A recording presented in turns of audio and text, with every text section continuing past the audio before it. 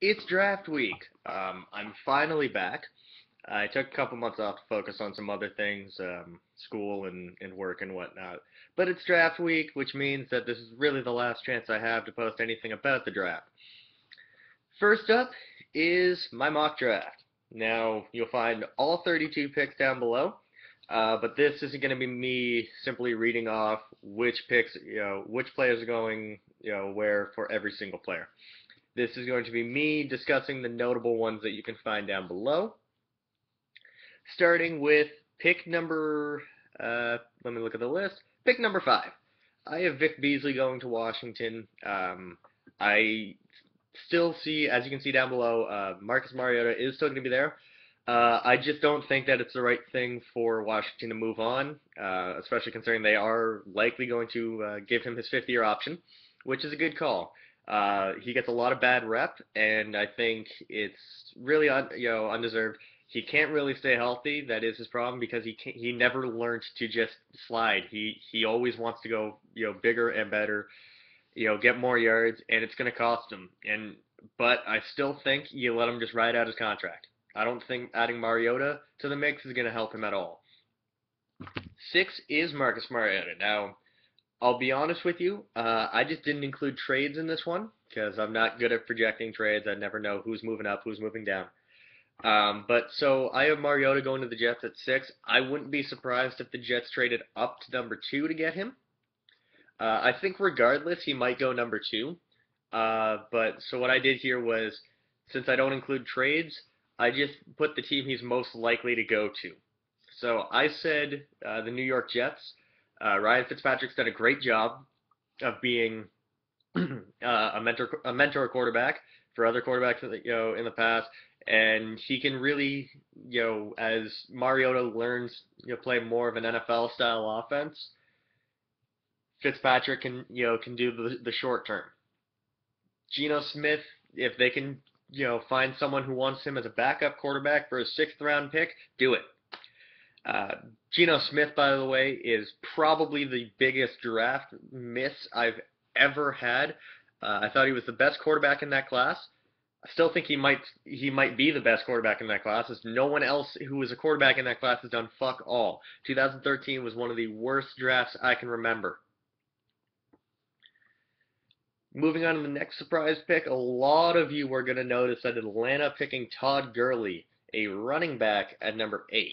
I mean, a lot of you who see that are going to probably think I'm a dumbass.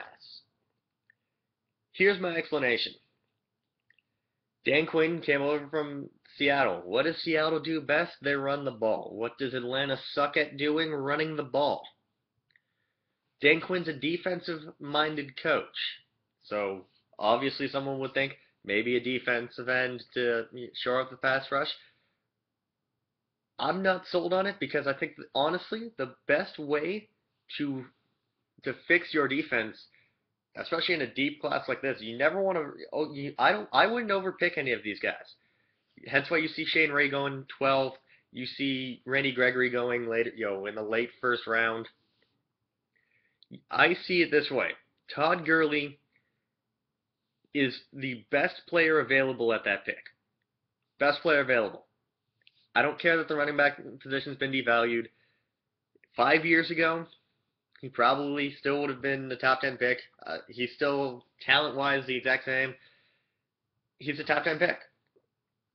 Getting a running back helps out your defense because your defense doesn't have to be on the field as often. So there's my explanation. Moving on, number 10, you see. Sorry guys, got in the way. Number 10, UC, DJ Humphries going to St. Louis when DeVante Parker is still available. And I'll tell you why DeVante Parker isn't the pick at number 10. Yes, St. Louis doesn't have the most reliable receivers with Stedman Bailey, Tavon Austin, who they overdrafted by like 20 picks. Back in 2013, I had him going to the Texans at pick whatever the Texans had. I think it was 26.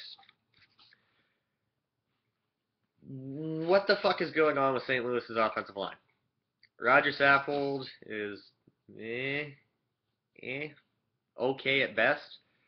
Greg Robinson, I didn't really see the attraction to him last year. Didn't think he was the best offensive lineman in the class. I prefer Jake Matthews.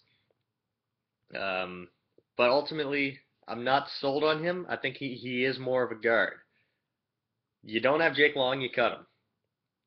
No one signed Joe Barksdale yet. And if I'm St. Louis, why the fuck haven't you called Joe Barksdale? All that being said, you take the best offensive tackle in the class. That guy's DJ Humphries from Florida. You get two Florida Gators in the top 10, and you move on. Check the list, see which other ones are going to surprise you. Oh yes, so I have the Kansas City Chiefs taking Dorial Green-Beckham out of the University of Missouri slash the University of Oklahoma. I count him as being, as the University of Missouri since he never played a game for Oklahoma. Andy Reid needs to get a wide receiver. I know he's not very fond of taking wide receivers in the first round.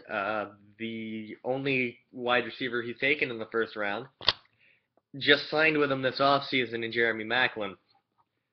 I think that Dorial Green-Beckham, talent-wise, is a top 10 pick. You really have to think about how much his off-the-field issues devalue him. And to me, he's still a first-round pick, even though I still think very highly of character. But he's 6'6", he's fast as hell. And when you haven't thrown a touchdown to a wide receiver in over a full season, get him. Get him. Whether or not that's going to be the case, I don't know. That's just what I would do. 22, Eli Harold from Virginia, the pass rusher going to the Pittsburgh Steelers. This was pretty easy for me. Reason being that the way I worked my mock draft out, the way I thought the picks were going to fall in line, Eli Harold took a bit of a fall. Now, for some people, that's not a fall, especially considering Eli Harold, for most people, is considered to go somewhere between 25 and 35. I think Eli Harold is actually the third best pass rusher. Let me check my list. Eli Harold is my fourth rated edge rusher. And I have a video coming out on all of my position rankings later. But he's my fourth rated pass rusher. He's in my top 15 overall. People are really sold on Bud Dupree. I like Bud Dupree. And yeah, he could very well be the sixth pick for the Jets. I would rather have Eli Harold. Eli Harold to me is actually a top 15 pick, top 10 pick. So for me, Pittsburgh, when you don't have Jason Worlds, Jason Worlds retired, Jarvis Jones hasn't panned out, James Harrison's 418 years old. Easy pick. Really easy pick. I'm running to the podium to tell them that Eli Harold's come to Pittsburgh, even though I'm not a Steelers fan. Any more that I can think of? Let me take a look. Oh yes, so two more actually. No, three more.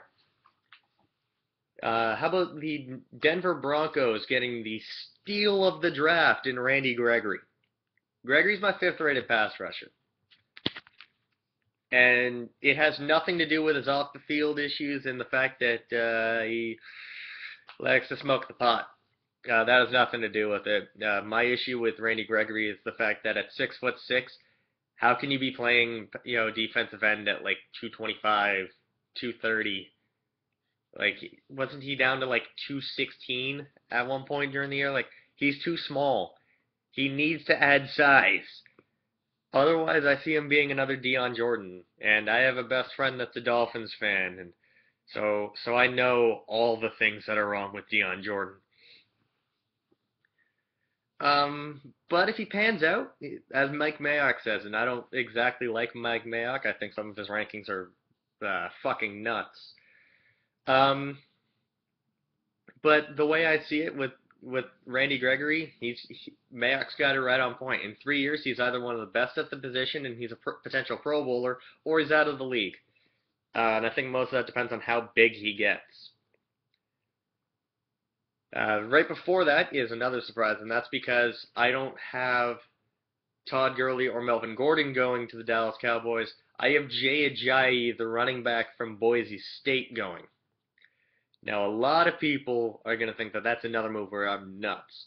But I think that Jay Ajayi is in the same ballpark as Melvin Gordon. I think that Todd Gurley and Melvin Gordon, there's quite a big drop off. And then Jay Ajayi is just a little bit underneath. They're all three in my top 50. I think Dallas, especially considering Adrian Peterson reportedly is not not going to Dallas. He isn't going to Dallas. Um, I think the Cardinals are probably going to be the most likely landing spot if he is traded. I think Dallas really wants to make sure that they go home day one with that running back of the future, and I think Jay Ajayi is that guy. Now, number 32. Every draft guru's sweetheart Brashad Perriman from UCF going to the New England Patriots. And I'll tell you, I watch a lot of film. I watch a lot of film on these draft darlings that just shoot up boards because they run fast at the combine or because they jump high. Brashad Perriman, I wouldn't pick him round one, but this is more or less what I think is going to happen. Not necessarily what I would do. I would rather have Jalen Strong, but I think Brashad Perriman's ultimately going to go round one, and someone's going to make a mistake. I really don't see the attraction in him. He drops a lot of easy balls. He doesn't have great hands. There was another guy who had that same excuse. I don't have great hands. That guy was David Boston. David Boston, the roided up freak from the Cardinals, who then went to the Chargers and then the Dolphins, and he, got paid millions and never panned out because he looked absolutely freakish, but he couldn't catch the fucking ball. That's what I see when I see Brashad Perriman. I see David Boston. That's not a good comparison. Anyways, like I said, all 32 picks down below. Let me know what you think. If you want, leave your mock drafts down below. I'd be more than happy to see what you guys think. Comments, critiques, criticisms, whatever you guys want, leave it down below. So until next time, guys, peace.